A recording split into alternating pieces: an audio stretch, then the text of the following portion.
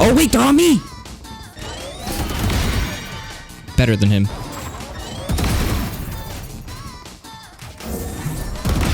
That's mine. Fracture is a map that I struggled with for a long time until I learned how to play her properly. Now, a lot of other Sentinels have the ability to hold for information, but Vyse, not so much. She only has a wall, and because of that, you have to focus on one side or the other, which can be difficult for newer players. And so that's why I'm going to teach you all of the setups, lineups, and tech you'll need to play this character. Now, starting with the A side, the first wall I'll do is off to the side here. That way it covers it for information. Now, there's two spots I'll put my thorns. I'll put it either here or I'll place it over here off to the side. I'll use this one if I'm trying to focus on this side and buy me time to fight whoever's here, kill them, and then go for the retake. Now, this is where I either A, use my lineup and play for the retake with that lineup, or I just straight up use my ult, or a combination of both and free retake. Now, I'll use the second one if I want to try and hold the wall, since this will force them to take a ton of damage if they try to go upper. And the whole reason why you want to put it there is because a lot of the times when they're peeking these angles, it's very difficult because they're going up elevation. So having it here makes it to where they have to peek you on this close angle where you have an advantage. With my flash, I'll either put it under here, that way it does flash remain here, or I'll place it over here to fight with my teammates.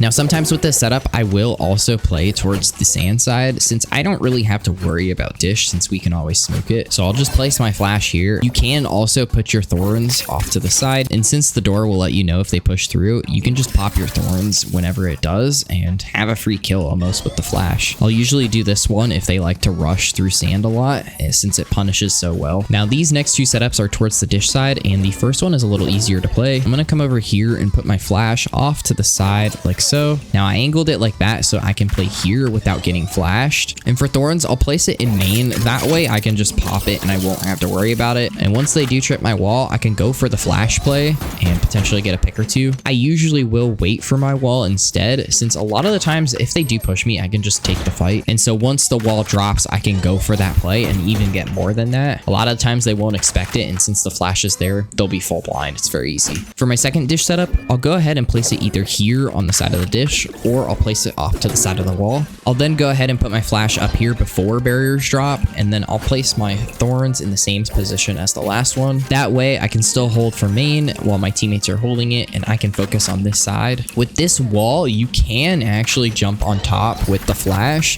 It's difficult to do, but you can do it. So I'll usually use this one if I want to hold the angle, go for the first, and then go for more.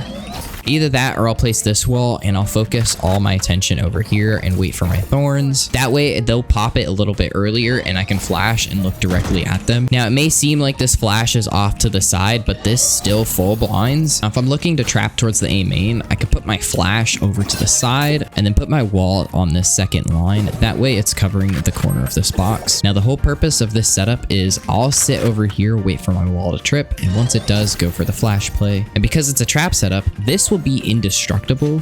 And so what you can do is have like a flash, breach, stun, Tehe missiles, whatever abilities you want, and no matter what, they have nowhere to go. Now, the B site is a little more simple since there's only a few walls you can do, and the first one is right off to the side covering this box. This one is a staple for Vyse on B site, and it's all because you have to peek out so far to trip this wall, and if you decide to put your thorns here, you can basically cut them off before they even do that. I will also just put my flash right here since the threat of it itself will cause them to use util to clear it. Since if you're caught in this, you'll be stuck in this corner to where most of my teammates can just hold you. I will also sometimes put it in the center here instead of off to the side. That way it covers more of main. And so with that in play, what I would do is push arcade with my teammates and even use my flash, maybe a breach stun. And once we clear this side, I'll pop my thorns, and now I'll have 10 seconds to roam under here without them pushing sight.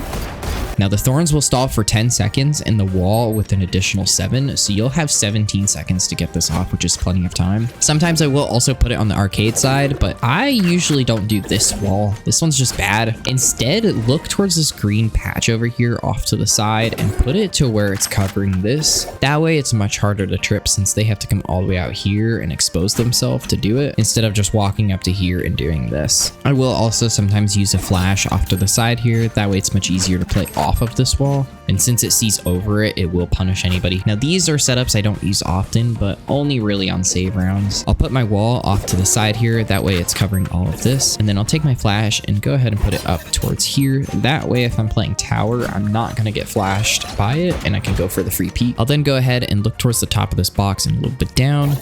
I can place it right on top and cover all of this area. This is good because they will not flood over here and kill your teammates as easily. And because the flash is tucked behind the wall, it'll be even easier for them to take these fights. Now, if you want a different variation of that, you can go ahead and look towards this green speck here and put your wall off to the side. That way it covers most of this. Just be careful because they still can walk up here. Now with this, there's two places I'll put my thorns. I'll either put it right here off to the corner. That way it covers most of the stairs and will give whoever's playing tower a much easier fight since they'll come scale over here. However, most of the time, I'll just use the one next to the stairs since this pairs with the wall much better, as you can see. And so I can focus all my attention on this left side since my wall is covering my right. I will also use the same flash. That way I have some additional support since if they do choose to push this right side, this flash will be perfect for them and they'll be dead. A lot of the times I'll play these setups if I want to play for a save and just kind of sacrifice myself for a few kills. Now, one of the biggest advantages to Vyse is the fact that her wall has infinite range. So no matter where I am on the map, I can tell if someone is going to pass through or not. Agents like Chamber and Killjoy struggle with this since they have to be within range. And so that means I can go lurk with no issue whatsoever, which is a huge plus. Now, the first one I'll do, as you just saw, is right here. If I'm pushing towards A, this will cover from the ropes and B players. However, if I'm looking to guard from the B push, I'll put my wall on the edge of this box here. And it works the exact same as this one, just in the opposite direction. Covers for both the ropes players and the A flankers, so very nice. Now for the dish side, I can place it off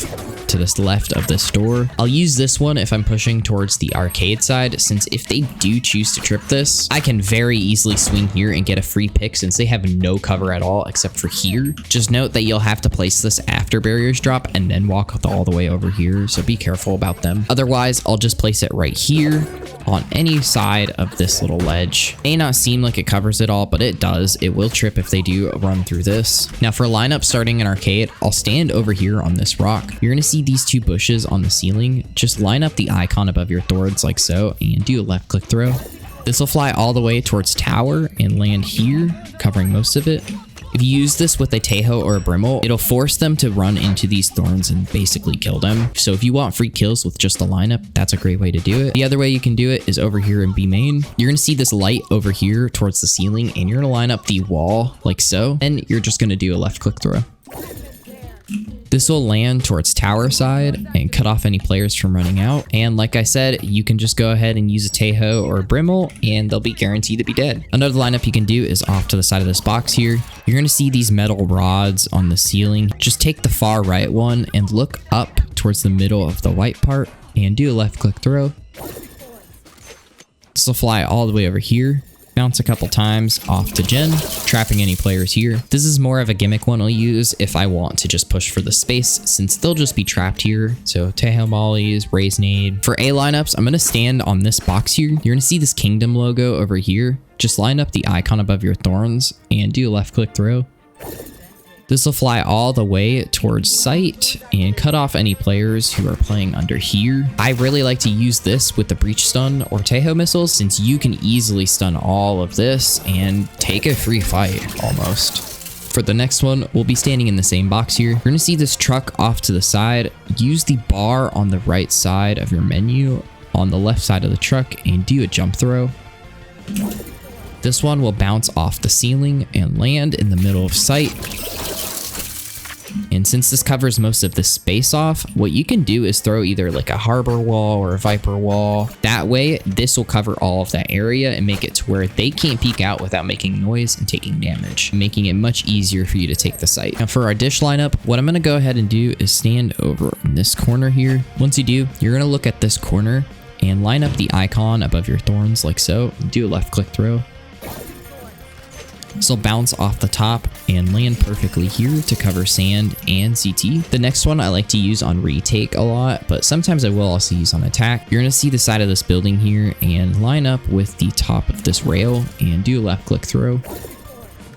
We'll fly over here and land sight, covering most of this default space off. Now, before I end the video, I need to talk about how you actually play this character on attack and defense. On attack, a lot of the times you're going to have the ult that is going to decide the game, since it is one of the most powerful ults on this map. And because there are 4 orbs, one here, 1 dish, 1 hall, and 1 arcade, that means you can farm it much faster than any other map. That's why I will focus on trying to plant the bomb, farm orbs, and really try to get my ult online as soon as possible. Now, what's even better about the ult is the fact that you can play all of your teammates on one side and almost guarantee a round win. This is just because I can retake regardless of the side I'm on for free with my ult, as long as I have control of all of this area and can get under to B. That's why I really try to focus on taking space and challenge you guys to do so as well. And because Vyse supports that much better because of her thorns stopping the push, you can go for these pushes much easier. So she's the perfect character to do it. Along with the fact that I can use my flash for aggression too. I mean, what else do you need? And yeah, that's what I have to show you guys on Vyse for Fracture. Hopefully you guys learned something new, and I'll see you guys in the next one. Peace out.